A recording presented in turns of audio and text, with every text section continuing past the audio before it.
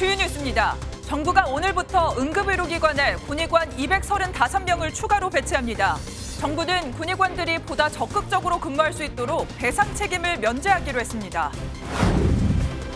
국회는 오늘부터 나흘간 대정부 질문을 진행합니다. 대정부 질문 기간 내내 여야는 문재인 전 대통령과 김건희 여사 수사 등을 두고 격돌할 전망입니다. 북한이 닷새 연속 쓰레기 풍선을 날려보낸 가운데 이로 인한 피해액만 1억 원이 넘는 걸로 알려졌습니다. 북한 정권 수립 76주년 기념일인 구구절을 맞아 추가 군사 도발에 나설지 주목됩니다. 팔레스타인 서안과 요르단 접경지대에서 이스라엘인 3명이 총격에 의해 사망했습니다. 네타냐후 총리는 이번 총격을 테러로 규정하고 그 배후에 이란이 있다고 주장했습니다. 서울을 포함한 전국 곳곳에 폭염특보가 내려진 가운데 늦더위는 이번 주까지 기승을 부리겠습니다. 오늘 아침 중부 내륙과 호남 내륙엔 안개가 끼는 곳이 있겠습니다. 시청자 여러분 안녕하십니까? 추석 연휴를 앞두고 응급실 대란을 걱정하는 목소리가 커지고 있습니다. 정부는 오늘부터 200명 넘는 군의관들을 응급실에 추가 투입하기로 했는데요. 하지만 앞서 파견된 군의관들의 응급실 근무에도 혼란이 있는 상황에서 실효성이 떨어진다는 지적이 나오고 있습니다. 오늘 첫 소식은 정설민 기자입니다. 오늘부터 응급실 운영에 차질을 빚는 의료기관에 군의관 235명이 추가로 투입됩니다. 추석 연휴를 앞두고 응급실 대란 우려가 커지자 군의관들을 긴급 투입하기로 한 겁니다. 하지만 실효성은 의문입니다. 지난 4일 배치된 15명의 군의관도 상당수가 응급실 근무를 거부하며 복귀를 요청했습니다. 일부 병원은 응급실 근무에 적합하지 않다며 돌려보내기도 했습니다. 군의관 이해가 좀 달라서 업무 조정이 좀 원만하게 이루어지지 못하는 그런 사례들도 지금 계속 보고가 되고 있습니다. 이에 보건복지부는 군의관 징계 조치 이야기를 꺼냈다가 돌연 번복했습니다. 복지부는 군인 근무지 명령 위반에 따른 징계 조치 등을 국방부와 협의하겠다고 밝혔지만 국방부가 곧바로 징계를 검토하지 않고 있다는 입장을 내놨기 때문입니다. 이런 가운데 복지부는 파견 군의관들의 배상 책임 면제 카드도 꺼내들었습니다. 65개 의료기관으로부터 대체 인력 과실에 의한 배상 책임이 발생하면 책임을 지겠다는 동의서를 받았고 병원의 부담을 줄이기 위해 배상 책임 단체보험도 가입했다고 밝혔습니다. 한편 대한의사협회는 정부가 땜질식 명령과 협박을 남발하고 있다며 비판의 목소리를 이어갔습니다. MBN 뉴스 정세민입니다. 이렇게 계속되고 있는 의료계와 정부의 갈등을 해결하기 위해 여야와 정부, 의료계까지 참여하는 여야 의정협의체가 대안으로 제시되고 있습니다. 하지만 의사협회의 반발은 계속되고 있는데요. 의대 증원 계획에 전면 백지화를 요구하고 있는데 이 대통령실은 영명 증원안이라도 좋으니 일단 대화를 시작하자는 입장입니다. 이어서 이기종 기자입니다. 대한의사협회는 여야 의정협의체 참여의 전제 조건으로 2025년과 2026년 의대 증원 계획 백지화를 제시했습니다. 2027년 정원부터 논의하자는 주장입니다. 2년 정도 논의가 필요한 정원 문제를 정부가 독단적으로 결정했다는 이유입니다. 서둘러야 2027년부터 그것도 점진적으로 가능한 것을 정부가 아무 준비 없이 아무 대책 없이 2월 달에 무조건 2,000명 뽑으라 해서 또 여야 정부터 단일한 대책을 내놓으라고 요구했습니다. 정부는 이 같은 전제 조건은 사실상의 대화 거부라고 보고 있습니다. 대통령실 고위 관계자는 의료계가 증원 불가, 영명 증원안을 가져오더라도 환영한다며 합리적 근거로 논의하자고 말했습니다. 2025학년도 증원 유예도 거듭 일축했는데 여당도 임박한 입시에 혼란을 부를 거라며 불가 입장을 밝혔습니다. 9월 9일부터 수시 이제 신청이 들어가고 있지 않습니까? 1,500명 증원에 대해서는 사실 법원에서도 정부 측에 손을 들어줬기 때문에 의사단체들의 거센 반발 속에 여야는 협의체 구성과 운영 방식을 두고 실무 협의를 시작했습니다. 여야정이라도 논의를 시작해 의료계의 참여를 유도한다는 계획인데 사태의 책임을 두고 여야의 시각차 역시 분명합니다.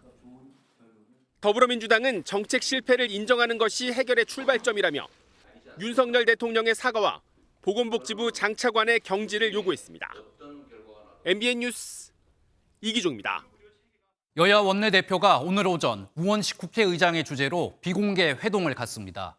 오늘 비공개 회동에선 의료공백 사태 해결을 위한 여야 의정협의체의 출범과 운영 방식에 대한 구체적인 논의가 이뤄질 예정입니다. 북한이 닷새 연속 쓰레기 풍선을 살포하면서 도발을 이어가고 있습니다. 석 달간 무려 17차례나 풍선 도발을 감행한 건데 우리가 입은 재산상의 피해도 만만치가 않습니다. 이런 가운데 북한이 정권 수립 76주년을 맞는 이른바 구구절을 맞아 추가 도발에 나설지 주목됩니다. 보도에 이서영 기자입니다. 산자락 어딘가 하얀색 풍선이 흩날립니다.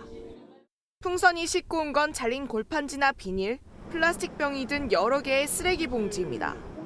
북한의 쓰레기 풍선 살포가 닷새 연속 이어진 가운데 이 기간 날려보낸 풍선만 1,250개가 넘습니다. 지난 5월부터 북한이 석 달간 날려보낸 쓰레기 풍선은 수도권에 약 1억 50만 원가량의 재산 피해를 입혔습니다. 피해 액수가 가장 큰 신고는 지난 5월 29일 서울 영등포구 물류센터에 세워둔 차에 풍선이 떨어지면서 차 지붕이 파손돼 1,500만 원 재산 피해가 난 건입니다. 이런 가운데 북한이 오늘 정권 수립일인 이른바 구구절을 맞아 도발 수위를 높일 가능성도 제기됩니다. 북한은 김정은 국무위원장의 군사시설 시찰 등 광폭 군사행보를 조명한 동시에 최근 진행된 한미 핵협의 그룹 첫 모의 연습에 대한 비난 메시지를 내기도 했습니다. 다만 올해 구구절이 5년 단위 정주년이 아닌데다 지난달 수해로 자강도 일대에 있는 군수시설까지 피해를 봤을 것으로 추정되는 만큼 미사일 발사 등 고강도 도발은 힘들 수 있다는 관측도 나옵니다. MBN 뉴스 이서영입니다. 이스라엘이 점령하고 있는 팔레스타인 서안과 요르단 접경지대에서 이스라엘 민간인 3명이 총격에 의해 사망했습니다. 네타냐후 총리는 총격범에 대해 비열한 테러리스트라며 배후에 이란이 있다고 주장했습니다. 윤지원 기자의 보도입니다. 몇 발의 총성이 울려 퍼지고 손을 머리 위로 올린 사람들이 줄맞춰 이동합니다. 현지 시각 8일 이스라엘 점령지인 팔레스타인 서안과 요르단의 국경 검문소가 있는 알렌비 다리 교차로에서 이스라엘인 3명이 총에 맞아 사망했습니다. 이스라엘군은 총격범이 트럭으로 검문소에 접근한 뒤 차에서 내려 권총으로 검문소 직원을 쐈다고 밝혔습니다. نزل المنفذ وأدى العملية طبعا الحمد لله احنا ما وصلناش للمسافرين كانوا بدهم ينزلوا بعض الشباب وتعاون الشحنات نزلوهم نصهم بطحوهم تعاون الشحنات ما احنا ببساطة ظلينا مصفوفين وما عرفنا شو نعمل بحال الظهر بعدين رجعنا 현지 매체에 따르면 총격범은 요르단 국적의 39세 트럭 운전사로 현장에서 사살됐습니다. 베냐민 네타냐후 이스라엘 총리는 총격범에 대해 비열한 테러리스트라면서 배후로 이란을 지목했습니다. אנחנו מוקפים באידיאולוגיה רצחנית שמובלת על ידי ציר הרשע של איראן. 이스라엘과 요르단은 총격 사건이 일어난 다리를 폐쇄했고 이스라엘은 이외에도 자국 영토와 요르단을 연결하는 검문소 2곳을 폐쇄 조치했습니다. 서안 지역에선 일주일 전에도 이스라엘 경찰관 3명이 총격을 받고 사망한 바 있습니다. 이스라엘은 하마스 등 친이란 세력이 요르단을 거쳐 서안에 무기를 공급하며 폭력을 조장하고 있다고 주장해왔습니다. 하마스는 팔레스타인과 요르단에서 점령과 범죄, 야욕에 대한 아랍인들의 거부를 확인했다면서도 총격의 책임을 인정하지는 않았습니다. MBN 뉴스 윤지원입니다. 러시아군이 항복한 우크라이나 군인들을 무참히 사살하는 영상이 공개되면서 논란이 커지고 있습니다. 우크라이나는 용암 같은 쇳물을 쏟아붓는 드론 공격으로 러시아 삼림을 불바다로 만들며 반격에 나서고 있는데요. 이렇게 전쟁이 심각해지고 있는 상황에서 러시아가 핵무기를 쓸 수 있다는 분석까지 나오고 있습니다. 이 소식은 심동욱 기자가 보도합니다. 우크라이나 군인 3명이 손을 머리 위로 올린 채 무릎을 꿇고 있습니다. 항복 의사를 표현했지만 러시아군은 드론으로 신원을 확인하고는 곧바로 사살했습니다. If prisoners of war surrender, if they show that they surrender, if they are without weapons in their hands, then summary execution is the war crime. 우크라이나는 입에서 불을 뿜는 용을 닮았다는 의미의 드래곤 드론으로 즉각 반격에 나섰습니다. 2200도에서 연소하는 금속 물질인 테르밋을 녹여 살포하는 무기로 러시아군이 주둔하는 삼림 지역을 불태우고 있습니다. 반격에 반격이 이어지면서 러시아도 다시 대량 드론 공격으로 맞불을 놓고 있는 상황. 러시아의 핵 사용 가능성이 높아지고 있다는 분석도 나옵니다. 실제로 2년 전에도 러시아는 핵무기를 사용할 뻔한 것으로 전해졌습니다. There was a moment in the fall of 2022 when I think there was a genuine risk of, the potential use of tactical nuclear weapons. 다만 러시아가 개전 이후 여러 차례 핵 사용 위협을 해온 만큼 정치적 수사라는 평가도 나옵니다. MBN 뉴스 심동욱입니다. 오늘 하루 중요한 일정을 소개해드리는 굿모닝 오늘입니다. 어떤 일정이 있는지 함께 살펴보겠습니다. 국회는 오늘부터 나흘간 대정부 질문을 진행합니다. 문재인 전 대통령과 김건희 여사의 검찰 수사를 두고 야당의 공세가 거셀 것으로 예상돼 여야 협치 전국은 급냉할 걸로 보입니다. 정부와 국민의힘이 당정협의회를 열고 힘온 위메프 사태 재발 방지책을 논의합니다. 당정은 정산주기 개선과 에스크로 도입 등 제도 개선 방안을 논의할 전망입니다. 오늘부터 2025학년도 대입 수시원서 접수를 시작합니다. 의대 증원을 두고 여야 의정협의체를 통한 재논의 가능성이 점쳐지는 가운데 의료계는 증원 백지화를 요구하고 있어 수험생과 학부모들의 불안이 커지고 있습니다. 지금까지 굿모닝 오늘이었습니다. 사건 사고 소식입니다. 어제 저녁 7시 반쯤 경부고속도로 부산 방향 신갈 분기점 인근에서 3중 추돌 사고가 발생했습니다. 승합차가 진로를 변경하다 고속버스를 들이받았고 그 충격으로 버스가 승용차까지 추돌했습니다. 인명피해는 없었지만 차로가 통제되며 한때 극심한 교통정체가 빚어졌습니다. 또 비슷한 시각 서울 지하철 2호선 성수역에선 교각 외벽에서 콘크리트 조각이 인도로 떨어졌습니다. 다행히 다친 사람은 없었지만 안전을 위해 2시간 정도 지하철이 서행 운행했고 서울교통공사는 정확한 원인을 조사하고 있습니다. 외국인을 상대로 바가지 요금을 받는 일부 택시기사 사례가 종종 보도됐었는데요. 이 법원이 여러 차례 바가지 요금을 받은 택시기사에게 이 면허 취소 처분이 정당하다고 판결했습니다. 택시기사는 짐을 옮겨주고 받은 팁이라고 주장을 했지만 이 법원은 받아들이지 않았습니다. 장동건 기자입니다. 지난해 2월 태국인 2명은 서울에서 인천공항까지 택시를 타고 이동했습니다. 당시 미터기 요금과 톨게이트비를 합쳐 62,300원이 나왔지만 택시기사 A씨는 10,000원을 더해 72,000원을 받았습니다. 서울시는 이러한 사실을 적발하고 택시발전법에 따라 A씨의 택시 운전 자격을 취소했습니다. A씨는 앞서 지난 2022년에도 2차례나 외국인을 상대로 바가지 요금을 받았다가 적발된 바 있습니다. 해당 택시기사는 억울하다며 자격 취소 처분을 취소해달라는 소송을 냈습니다. 추가로 받은 10,000원은 짐가방을 싣고 내려준 대가로 받은 팁이었을 뿐이고 받은 금액에 비해 처분이 과도하다고 주장했습니다. 하지만 법원은 이런 주장을 받아들이지 않았습니다. 정당한 팁이라면 미터기에는 정상요금을 입력하고 팁은 승객이 추가로 내는 게 자연스럽다며 부당요금을 받은 전력을 고려하면 정상적 팁이라고 보기 어렵다고 판단했습니다. 법원은 또 사회적 신뢰를 증진시키고자 하는 공익이 이번 처분으로 A씨가 받는 불이익보다 더 크다며 자격 취소 처분이 정당하다고 판결했습니다. MBN 뉴스 장동건입니다. 검찰 수사심의위원회가 김건희 여사의 명품 가방 수수 의혹에 대해 불기소를 권고하면서 수사팀은 이번 사건을 무혐의로 마무리할 전망입니다. 다만 김건희 여사에게 가방을 건넨 최재형 목사 측이 수사심의위원회 소집을 신청했는데 오늘 나오는 결정이 마지막 변수가 될 것으로 보입니다. 이혁재 기자입니다. 이원석 검찰총장은 검찰 수사심의위원회를 소집하면서 자신의 임기 중 김건희 여사의 명품 가방 수수 사건 처리를 강조했습니다. 수사팀 의견을 존중하고 수사심의위원회의 심의 결과도 존중할 것입니다. 임기 내에 마칠 수 있을 것이라고 생각합니다. 지난 6일 열린 수심위는 불기소 처분을 권고하면서 서울중앙지검 수사팀에 힘을 더했습니다. 서울중앙지검 관계자는 수심위 논의 및 심의 결과를 참고해서 사건 처리를 검토하고 있다고 설명했습니다. 수사팀은 오는 15일 종료되는 이 총장의 임기 안에 처분을 내릴 전망입니다. 앞서 이 총장은 수심위를 소집하면서 수사팀의 법리 해석과 증거 판단이 충실히 이뤄졌다고 판단한 만큼 검찰은 수심위 권고를 따를 것으로 보입니다. 최재형 목사에 대한 별도 수심위를 열지 판단하는 부의심의위원회는 오늘 열릴 예정입니다. 최 목사는 수심위가 불기소 결론을 내리자 자신을 불러 의견을 듣지 않았기 때문에 반쪽짜리라며 동의할 수 없다고 주장했습니다.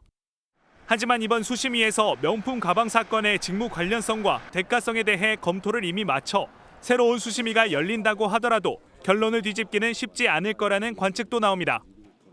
MBN 뉴스 역재입니다. 한편 이번 주엔 김건희 여사가 관여됐다는 의혹이 나오는 도이치모터스 주가 조작 사건의 재판 선고도 있습니다. 이번에 나올 재판 결과가 김건희 여사에 대한 검찰 수사에 큰 영향을 줄 전망입니다. 이어서 김순철 기자입니다. 도이치모터스 의혹은 권오수 전 회장이 2009년에서 2012년 전현직 증권사 임직원들과 짜고 주가를 조작했다는 게 핵심입니다. 통정 매매를 통해 2,000원대였던 주가를 8,000원까지 끌어올렸다고 검찰은 판단하고 있습니다. 오는 12일 권 전 회장 등 9명에 대한 항소심 선고가 있는데 돈을 댄 피고인 손모 씨의 유무죄 여부가 김건희 여사에 대한 검찰 수사에 영향을 줄 것으로 보입니다. 1심 재판부는 시세 조작에 김 여사 명의의 계좌 3개가 동원됐다고 인정했는데 공모 여부에 대해서는 판단하지 않았습니다. 주가 조작에 계좌가 활용된 손 씨의 경우에는 시세를 변동시킬 목적이 있었다고 보기 어렵다며 무죄를 선고한 바 있습니다. 검찰은 손 씨에게 주가 조작 사실을 알면서 자금을 댔으니 방조 혐의는 인정된다며 공소장을 변경했고 징역 3년에 벌금 500만 원을 구형했습니다. 만약 2심에서 손 씨의 방조 혐의가 인정된다면 김 여사도 방조 혐의를 적용해 기소해야 한다는 여론이 커질 가능성도 나옵니다. 반면 손 씨가 무죄를 선고받는다면 검찰 역시 김 여사에게 혐의를 적용하기 어려울 것이라는 전망도 나옵니다. MBN 뉴스 김순철입니다. 정치권 소식입니다. 민주당 이재명 대표와 신임 지도부가 문재인 전 대통령을 만났습니다.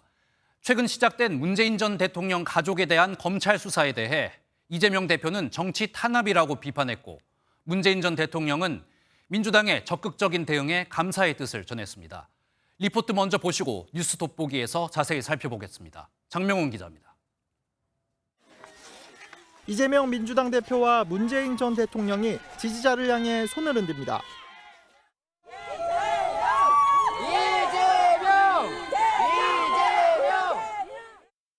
이 대표와 문 전 대통령의 회동은 22대 총선 전인 지난 2월 이후 7개월 만입니다. 40분간 이어진 회동에서 이 대표는 문 전 대통령 일가에 대한 검찰 수사를 두고 이해할 수 없는 정치 탄압이라고 비판했습니다. 이에 문 전 대통령은 당당하게 임하겠다면서 당의 적극적인 대응에 감사를 표했습니다. 현재 이 검찰권이 검찰의 수사가 흉기가 되고 정치 보복의 수단으로 되고 있는 이 현실에 대해서 같이 개탄을 하고 공감을 하셨습니다. 최근 일부 강성 지지층이 문 전 대통령의 탈당을 촉구하는 등 분열 조짐에 대해서는 한 목소리로 우려했습니다. 가짜뉴스에 우리 민주당 내부가 또 지지자들이 서로 분열하지 않았으면 좋겠다. 그거에 대해서 같이 공감을 하셨고 문 전 대통령은 재집권을 위해 지지층 기반 확장이 필요하다고 강조했고 특히 부울경 지역에 신경 써야 한다고 당부했습니다. MBN 뉴스 장명훈입니다.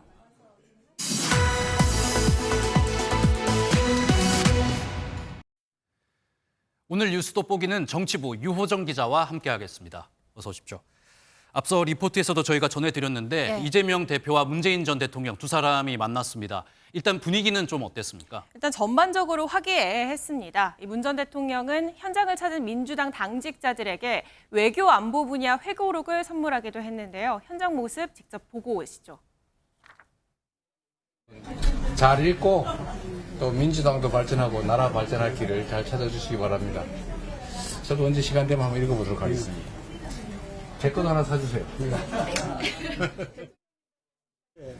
지금 외교, 안보, 국방, 보훈 이 분야만큼은 지금 상황이 너무 좋지 않다고 생각하고 과거 정부보다 많이 퇴행을 하고 있다고 생각하기 때문에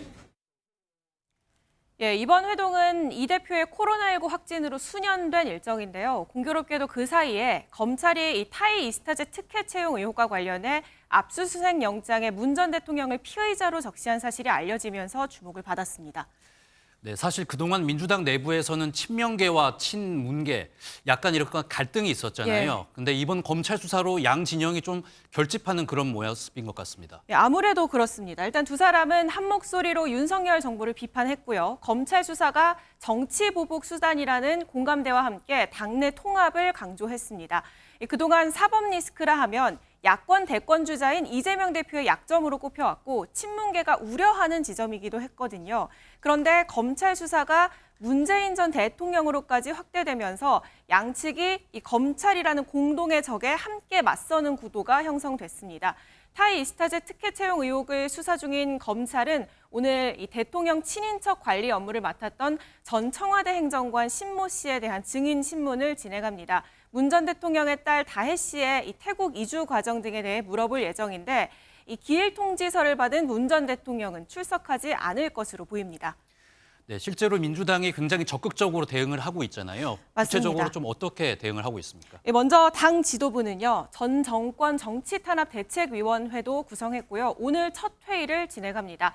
위원장에는 원조 친명 김영진 의원을 임명하고 윤건영 의원 등 이 친문계 인사들도 참여하면서 개파 불문 단일 대오로 이 검찰 수사 대응에 나선 모습입니다. 최근 이 대표의 일부 강성 지지층이 문 전 대통령 탈당 촉구 집회를 예고하자 당 지도부가 나서서 철회 취소를 요청하기도 했죠. 총선 이후에 이 문 전 대통령의 배우자 김정숙 여사의 인도 출장을 두고 외유성 의혹이 불거졌을 때 그때와 달리 이번에는 지도부가 적극 대응을 하고 있는 모습입니다. 이 때문에 여권에선 대권을 노리고 있는 이재명 대표가 이 본인의 사법 리스크에 대한 부담을 덜기 위한 사전 포석이라는 해석도 나오고 있습니다. 네, 문재인 전 대통령과 이재명 대표가 만나면서 말씀하신 것처럼 두 사람이 단일 대오로 이렇게 대응에 나서고 있는데 국민의힘은 좀 어떻게 대응을 하고 있습니까? 두 사람을 향해서 정치적 도피를 멈추라라고 목소리를 높였습니다. 이재명 대표와 문재인 전 대통령의 원팀 행보엔 다른 의도가 있다며 꼼수 회동, 방탄 동맹이라고 강하게 비판했습니다. 양산이 검찰 수사에 도피처가 될 수는 없습니다. 이재명 대표와 문재인 전 대통령의 5월 동주가 애처롭습니다. 네, 이번엔 국회 소식도 한번 짚어보겠습니다. 오늘부터 대정부 질문이 있는데 어떻게 좀 진행이 되나요? 네, 추석 연휴를 앞두고 있죠. 나흘간 대정부 질문이 진행되는데요. 역시나 이 문재인 전 대통령의 수사 문제, 또 김건희 여사의 특검 관련한 문제 등 이 상대 진영 핵심 인사들의 사법 리스크가 주요 타깃이 될 것으로 보입니다. 여기에 더해서 야권은요, 추석 전 의료 공백 혼란상을 부각할 것으로 보이고요. 반면 여당은 야권의 괴담 정치와 입법 폭주 비판에 화력을 집중할 전망입니다. 네, 오늘 말씀 여기까지 듣겠습니다. 지금까지 정치부 유호정 기자였습니다.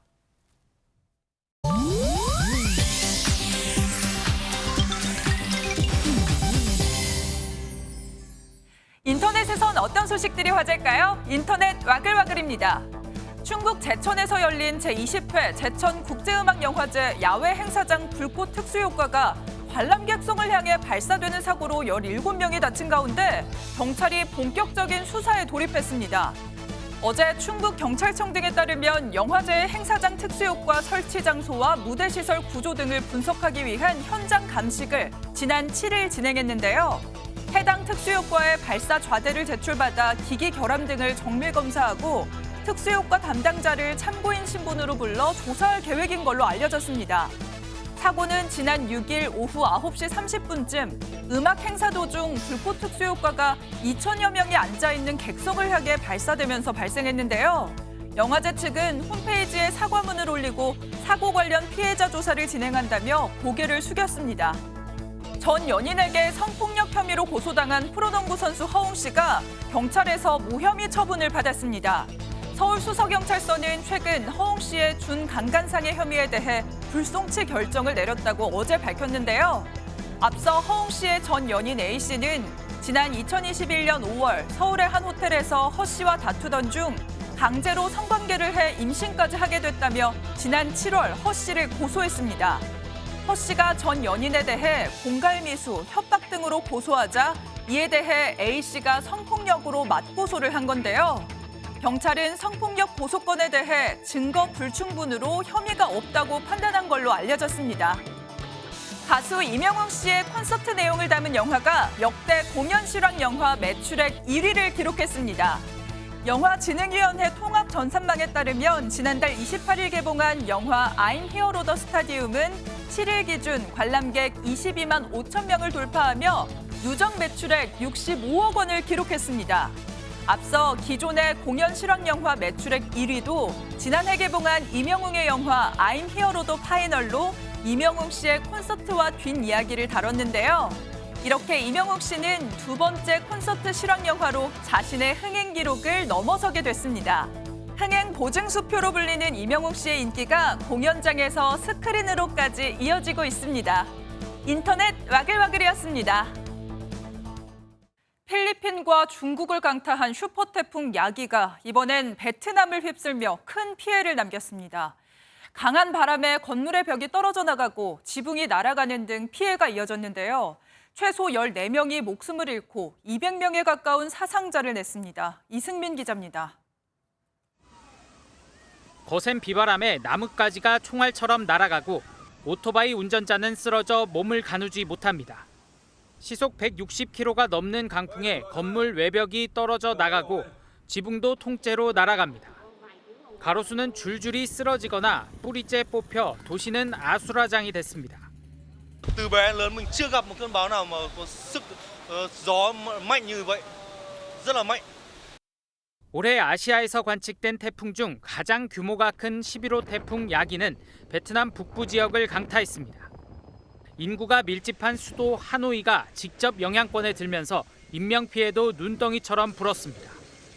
당국은 강풍과 폭우로 14명이 숨지고 170여 명이 다쳤다고 집계했습니다. 하노이, 하이퐁 등 4개 공항은 폐쇄됐고 관광지 하롱베이가 있는 꽌닝성의 선박 운항도 모두 취소됐습니다. 베트남에 앞서 중국과 필리핀도 야기로 인해 막대한 피해를 봤습니다. 태풍이 지나간 하이난 섬에서는 15만 명의 이재민이 발생한 가운데 복구를 시작했습니다. 灾后主要主干道一个道路清障工作，部分地区停水停电，有可能我们要做一些。 태풍 야기는 어제 베트남을 통과해 열대 저압부로 약화됐습니다. MBN 뉴스 이승민입니다. 미국에선 연일 총기 난사 사건이 벌어지고 있습니다. 미국 켄터키주의 한 고속도로에서 총격 사건이 발생해 7명이 부상을 당했는데요. 경찰은 현재 용의자를 특정해 추적에 나섰습니다. 이 소식은 김세희 기자가 보도합니다.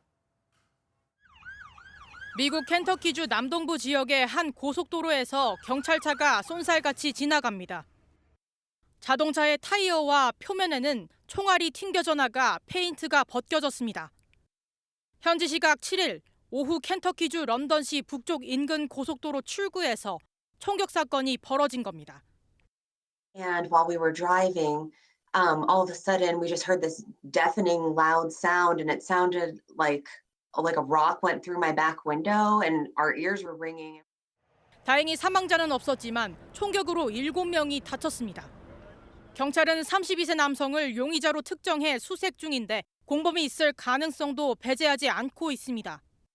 They located the vehicle there, so that's who they were able to get the name from that. 정부 당국은 도시에 위험은 없지만 시민들에게 집에서 가급적 상황을 살피고 외출 중이라면 경계를 늦추지 말라고 당부했습니다. MBN 뉴스 김세희입니다.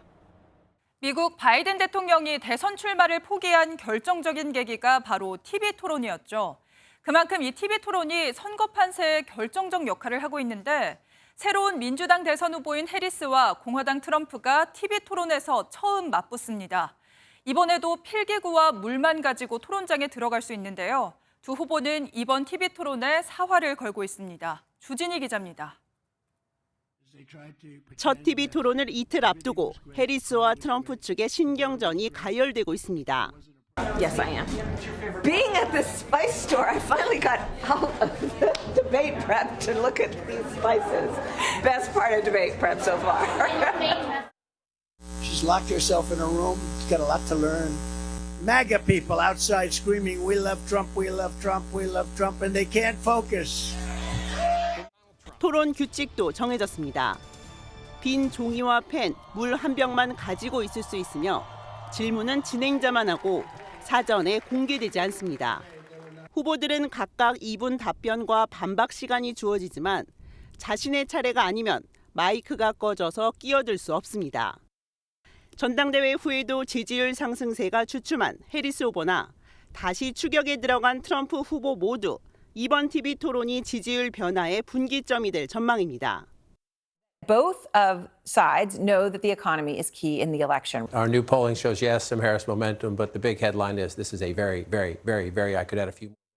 해리스 후보는 실제 세트장과 유사한 무대와 트럼프 대역까지 등장시켜 데뷔에 한창이고 트럼프 후보는 민주당 출신의 의원과 함께 해리스의 약점을 공략하는 답변 연습에 들어간 것으로 알려졌습니다. MBN 뉴스 주효신입니다. 낮에는 여전히 30도가 넘는 늦더위가 이어지고 있지만 가을이 오긴 왔나 봅니다. 전국이 가을의 전령인 코스모스와 알록달록한 가을꽃들로 물들기 시작했는데요. 가을에 성큼 다가간 우리나라의 아름다운 풍경을 박상호 기자가 전해드립니다. 노랗게 물든 코스모스가 바람에 넘실거립니다. 드넓은 공원에 마침내 가을의 전령이 찾아왔습니다. 코스모스 필 거로 알고 잠시 보러 왔는데 완연한 가을 바람이 이제 불기 시작하면 이제 여행객들도 들뜬 마음이.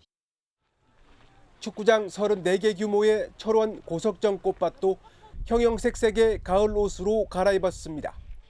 촛불 맨드라미와 색잇 유홍초, 천일홍까지 24종류 100만 주의 꽃이 향기를 내뿜습니다. 바람도 살살 불고 너무너무 잘 왔어요. 행복해요. 흰 이슬이 내린다는 절기상 백로가 지나면서 아침 저녁으로는 날씨도 다소 선선해졌습니다. 하지만 한낮에는 여전히 30도가 넘는 늦더위가 이어지고 있습니다. 지난달 문을 닫은 해수욕장에는 지금도 물놀이를 하는 사람들이 넘쳐납니다. 9월인데도 아직 한 8월 여름이랑 거의 아직 똑같은 것 같습니다. 수영도 할 겸 이렇게 친구들랑 같이 나왔습니다. 기상청은 이번 주 중반 늦더위가 절정을 이루고 주 후반부터는 기온이 점차 낮아질 것으로 전망했습니다. MBN 뉴스 박상호입니다. 밤 공기가 선선해지고 일교차가 커지면서 비염 환자들의 고통이 시작됐습니다.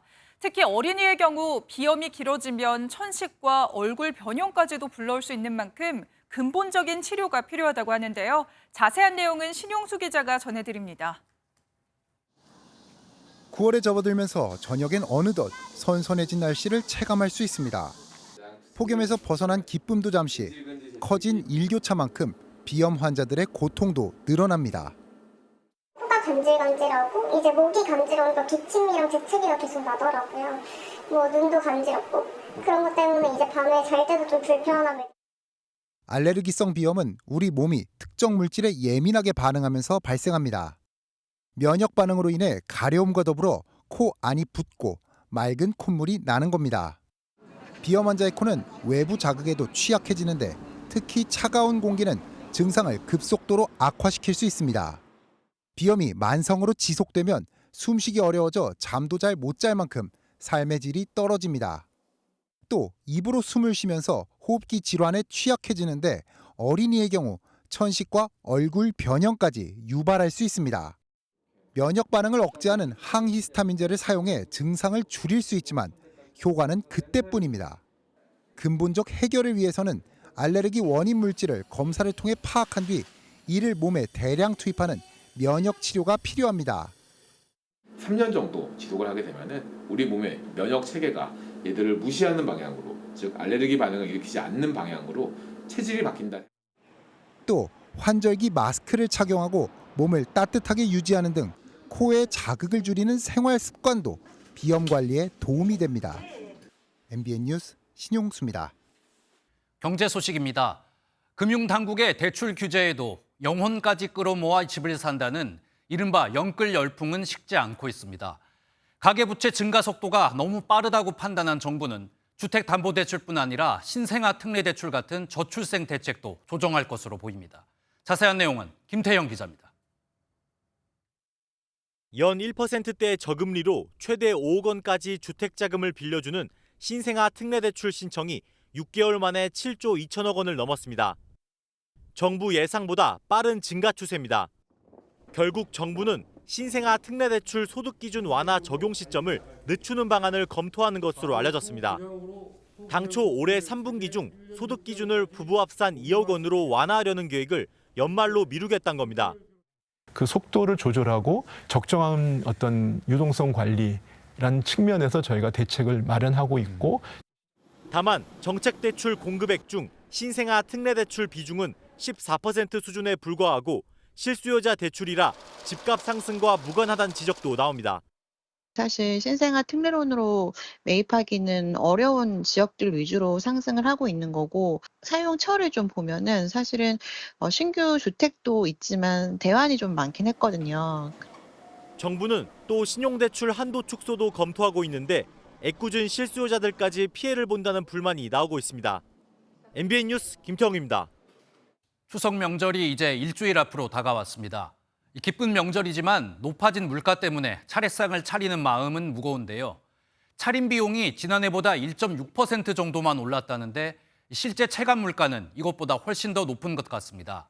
채소값이 다시 오르고 있고 해산물 공급 부족도 변수가 되고 있습니다. 이 소식은 이승훈 기자입니다. 서울 동대문구의 전통시장입니다. 추석을 일주일 앞둔 만큼 장을 보려는 사람들로 북적입니다. 올해 추석 차례상 차림 비용은 평균 20만 원 선으로 지난해보다 1.6% 오르는 데 그쳤지만 소비자들이 체감하는 물가는 여전합니다. 그나마 값이 싼 전통시장을 찾았는데도 무 하나에 5천 원, 알배추 한 포기도 10,000원이 넘습니다.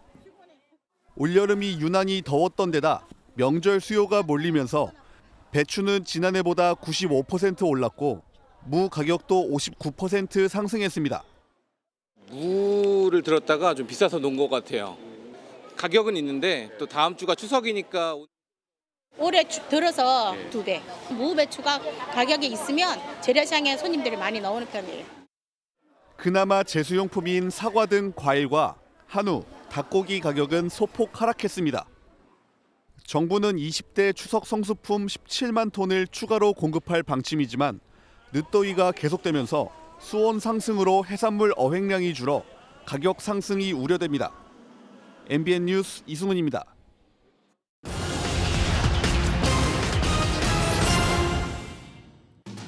서울의 아파트값이 24주 연속 오르는 상황에서 강남에선 3건 중 1건이 신고가 거래로 나타났습니다.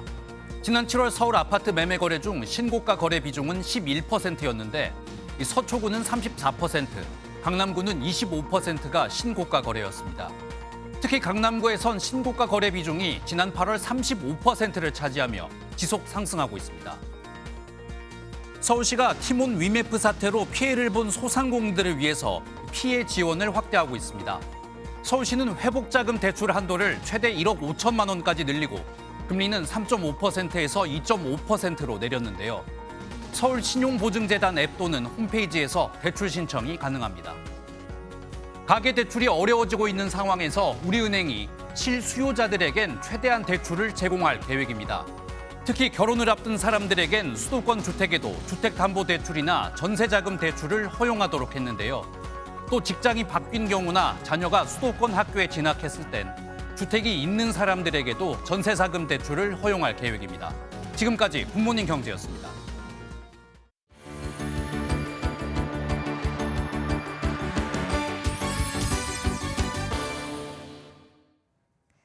굿모닝 월드입니다. 네페르티티의 흉상을 아시나요?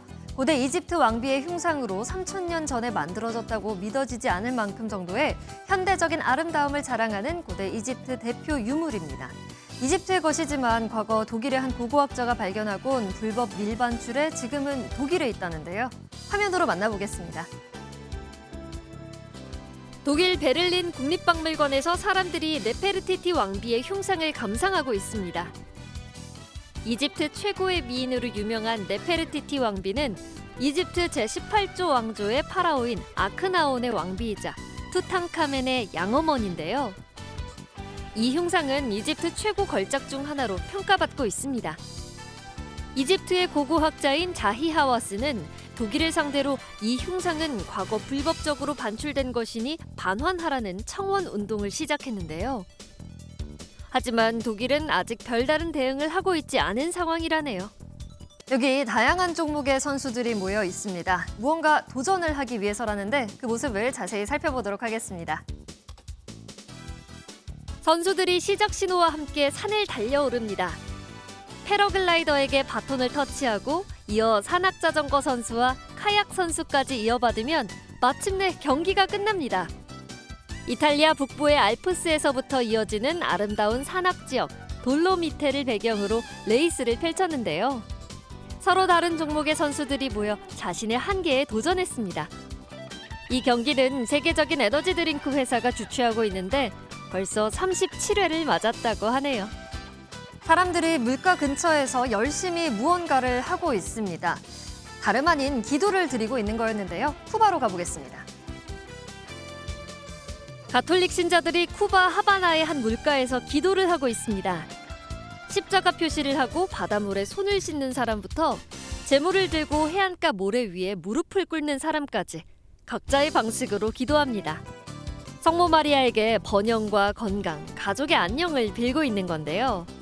아프리카 토속 신앙과 결합해 가톨릭 종교가 변형된 방식이라고 합니다. 이들은 성모 마리아를 바다와 모성의 여신으로 여기고 있다고 하네요. 지금까지 굿모닝 월드였습니다. 아시아 최대 지식축제인 세계지식포럼이 오늘부터 사흘 동안 펼쳐집니다. 미중 경쟁과 중동 전쟁, 또 AI와 인간의 대립 등 갈등이 심화하는 상황에서 모두가 공존할 수 있는 방법을 찾기 위해 전 세계 석학이 한자리에 모입니다. 박통일 기자가 보도합니다. 제25회 세계지식포럼은 인천 영종도 인스파이어 리조트에서 열립니다. 우리나라의 관문 인천에서 열리는 이번 포럼의 주제는 공존을 향한 여정으로 대립과 갈등이 심화하는 글로벌 환경에서 공존의 길을 모색합니다. 첫날 로봇 관련 세션을 비롯해 둘째 날에는 개막식과 훈센 캄보디아 총리의 기조연설, 마지막 날은 2025 재테크 전략 등의 세션이 이어집니다. AI 기술 등 4차 산업의 변화상을 예측하고 세계 경제 트렌드를 확인할 수 있다는 점에서 일반인과 기업들의 관심이 높습니다. AI 기술을 활용해서 게임의 서비스를 고도화할 수 있는 그런 다양한 고민들을 하고 있고 4차 산업 트렌드나 다양한 영감이나 인사이트들을 좀 얻을 수 있을 것으로 기대하고 있습니다. 세계적인 경제 석학과 투자자들의 아이디어, 노하우를 공유할 수 있는 장도 마련됩니다. 그분들의 생각을 조금 듣는 게 앞으로의 경제 방향성이나 그리고 이제 강대국들의 충돌이 어떻게 될지 그리고 이제 경제 상황이나 무역들 이제 이런 것도 어떻게 될지 대충 예측할 수 있게 될 것 같습니다. 개막식이 열리는 인스파이어 아레나는 지난해 문을 연 15,000석 규모의 실내 공연장으로 AI와 증강현실 등 첨단 기술이 펼쳐집니다. 포럼장 곳곳에 설치된 미디어월에서는 세계 지식포럼 주제와 참가자 면면을 살펴볼 수 있는 다양한 영상이 상영될 예정입니다. MBN 뉴스 박통일입니다. 달력은 가을에 접어들었지만 낮에는 여전히 여름 더위가 기승입니다. 어제 서울 등 내륙 곳곳으로 폭염주의보가 확대됐고요. 일부 전남과 경남 지역은 폭염경보로 강화됐습니다. 오늘도 한낮에는 서울 등 대부분 지역이 33도 안팎까지 올라 어제만큼 무덥겠습니다. 특히 다가오는 수요일에는 서울의 낮 기온이 34도까지 오르면서 늦더위가 절정에 달하겠고요. 목요일부터는 기온이 점차 낮아지겠습니다. 더위 속에 소나기 소식도 잦습니다. 오늘도 낮부터 저녁 사이 수도권을 포함한 내륙 곳곳으로는 5에서 40mm의 소나기가 예상됩니다. 오늘 소나기가 지나지 않을 때는 하늘에 구름만 다소 지나겠고요. 아침까지 중부와 호남 내륙에는 안개가 짙게 끼겠습니다. 지역별 현재 기온 보겠습니다. 서울 24.6도, 부산 26.6도, 제주는 26.4도로 남해안과 제주를 중심으로는 열대야가 나타나고 있습니다. 낮 기온은 서울과 대전 33도, 광주 34도, 대구는 32도까지 오르겠습니다. 내일 내륙은 대체로 맑겠지만 제주도는 오후부터 비가 내리겠고 모레는 강원 영동에도 비 예보가 들어있습니다. 날씨였습니다.